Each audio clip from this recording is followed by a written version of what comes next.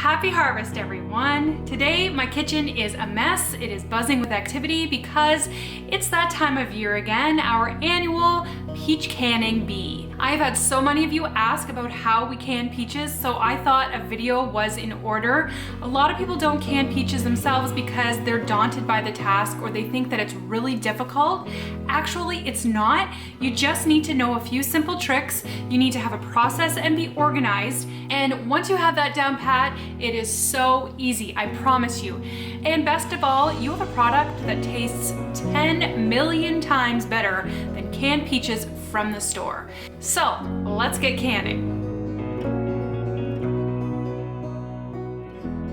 If you're new at this channel, my name is Jen. The channel is all about living on less, and I have a ton of canning videos out there for you. But I did want to say that this video, I am going to be showing you quite a few hacks and tricks that you may not know about when it comes to canning, especially canning peaches, because it is my goal to make this task easier for you, not so daunting or overwhelming. So make sure you watch right from the start to the finish so that you don't miss any of those tips.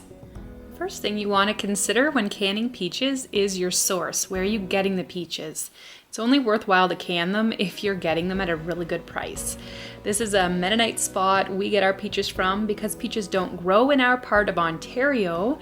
They get them in from other growers in Niagara region.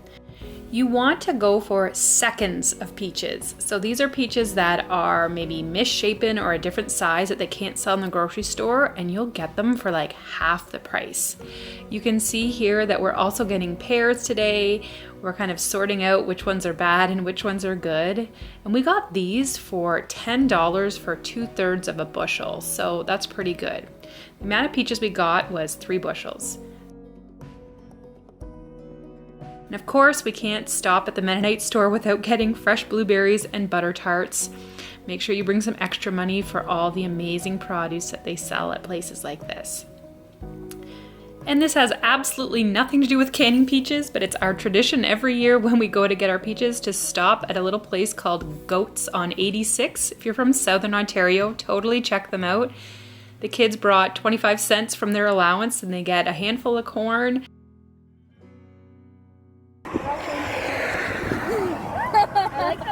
They eat fat. When you get your peaches home, spread out some newspapers in like a cool place. So either your garage, basement, I guess you could put them in your house too, but we like to spread them out on newspaper in our garage. It just makes for easy cleanup if any of the peaches or pears get rotting or gross and moldy.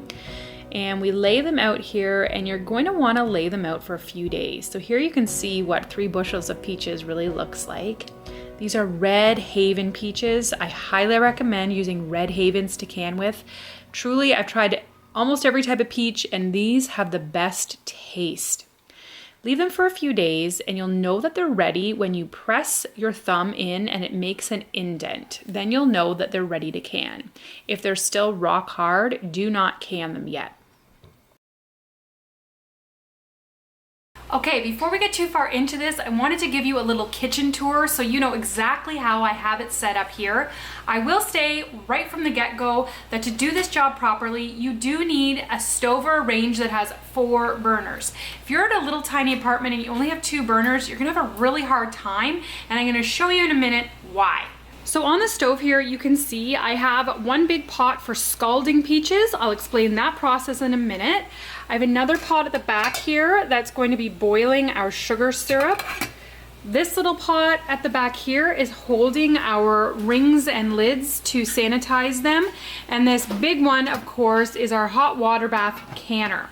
I also have here as a setup, as you can see, here's my son doing dishes like a good boy. And these jars in a minute are going to go into the oven on about 200 degrees to keep them warm. You can see we already have some in there. So you need to warm your jars. You also need a sink of cold water, and you can see here we've got a little setup going. So I've got some willing helpers here who are peeling the skins off of the peaches. We actually need at least 3 different bowls, 1 for your peaches, 1 for the skins, and 1 for the pits, because the pits do not go in my garden. They do not go in the compost. Otherwise, like they just don't break down. So they will end up in my garden. So they get thrown out. Some tools you're going to need. Now you don't need all of these, but they really make your life easier. I will link all of these below if you want to buy them for yourself, but you want a ladle, a jar grabber, a lid grabber that's magnetic. I also have a non-metallic tool here, that's the green thing, and a special funnel that fits inside a mason jar. You want to have brand new snap lids that will guarantee a seal. This is the best way to do it, but you definitely can reuse rings. See how mine are a little rusty? I use these again and again. Start by filling up a large pot with hot water. These are for scalding your peaches. And then you're going to bring it to a rapid boil on the stove and take some tongs and fill that pot up with your peaches.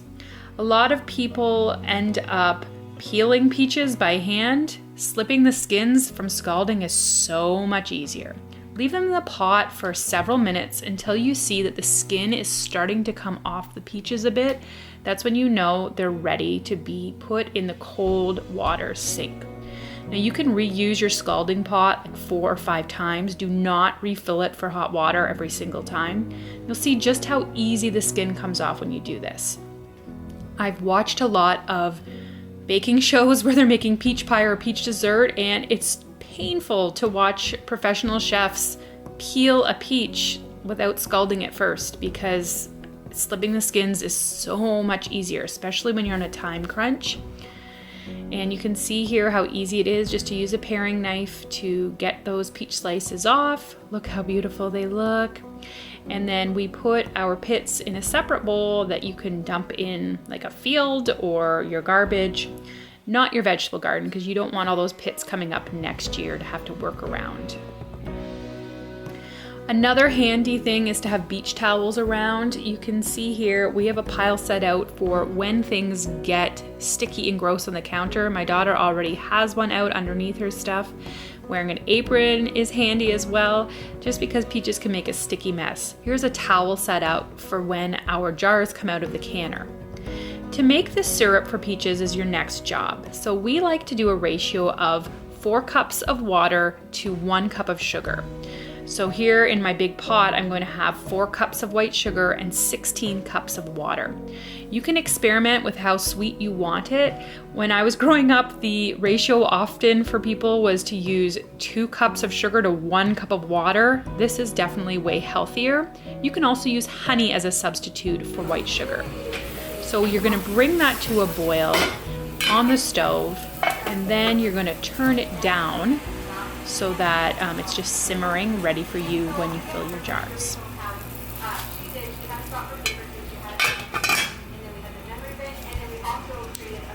And a bit about teamwork, I highly encourage you to try to do this not by yourself.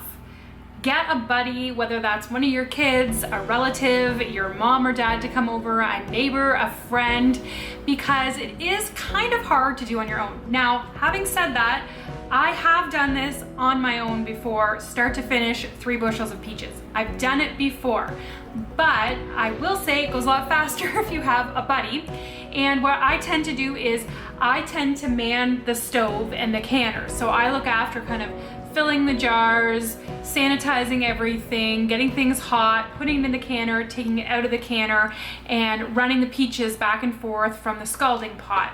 And then we have people just kind of set up at the island, and all they're doing is slipping skins and slicing peaches the entire time. So if you can split up the labor that way so everybody's not all just kind of running around, if everybody knows what their job is and sticks to it, that's probably the easiest way. Once you think you have enough peaches to fill your jars, my canner holds 7 jars. Heat up water in your big canning pot and bring it to a boil. And then you're going to take your jars, which were in your oven warming, empty out all the water, and fill those hot jars with your raw peaches. So you can see here, I fill mine to about where the jar starts to curve before the neck. That leaves room for about a cup of syrup to fill in. You don't want to fill them too full. I use that special funnel to fill it up. That makes it nice and clean. And then we add our sugary syrup. So I fill this up and I leave at least an inch of headspace above that's empty. So I kind of fill it just to the beginning of the neck.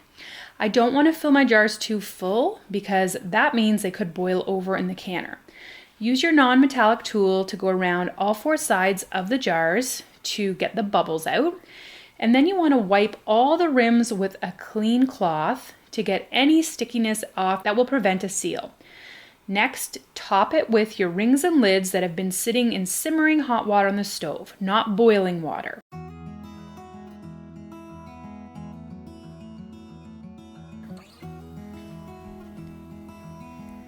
And then put it in your canner. You want the water in your canner to be high enough to cover the lids of your jars by at least an inch when you put them in. My canner holds 7 jars in my canning rack. I do find some canners on the market are not high enough to hold the quart jars, which is what I'm using today. Quart jars hold 4 cups. And so you want to make sure you have a canner that holds your jars plus your liquid without boiling over. Set it for 25 minutes, and you're going to be having this water on a gentle boil, not a rapid boil, or again your jars could boil over. After 25 minutes, you can see here taking them out. The fruit is floating, the syrup is at the bottom, they're nice and hot. Set them down, ready to cool on the counter. They're going to be set here for at least kind of 12 to 24 hours. And once you have them all set out, as they cool, you'll start to hear a popping sound. That pop means they have sealed. And then basically you're going to keep doing this process over and over again. Scald your peaches, slice them up enough for 7 jars, get your syrup boiling, and get them in the canner for 25 minutes and just do batch after batch after batch. It actually works very slick if you're working as a team, and we can often get several bushels done in about 12 hours. Look at those Red Haven beauties. You can see by the towel that some of them do have syrup that boiled over. Don't worry if you see this, these will still seal. And then once they've been sitting here for a good 12 hours, go around and check the tops to see if they're sealed. If they don't give and they're tight, you know the jar has sealed and they're healthy to store for the winter. If they haven't sealed, you'll hear this.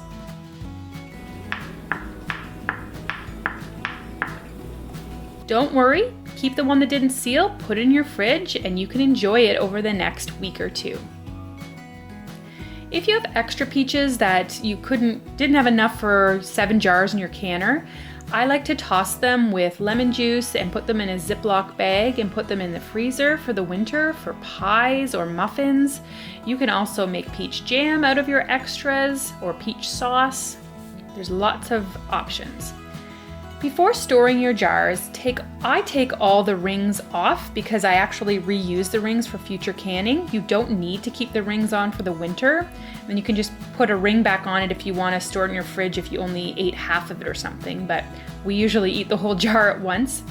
And then you scrub it with hot soapy water, dry them, and then put them in a dry, cool place for the winter. So we have a fruit cellar, but you could just put it in a basement or kind of a different room of your house or a storage cupboard if you're in an apartment.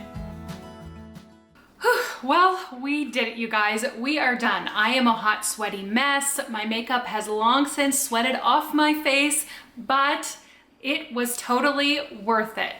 Sore feet aside, I will be thankful all winter long that I can feed my family at least 1 jar of homemade canned peaches each and every week. Thanks for canning with me, you guys, and don't forget to find me in some of my other canning videos, which I will link to the side here for you. It's been real, guys.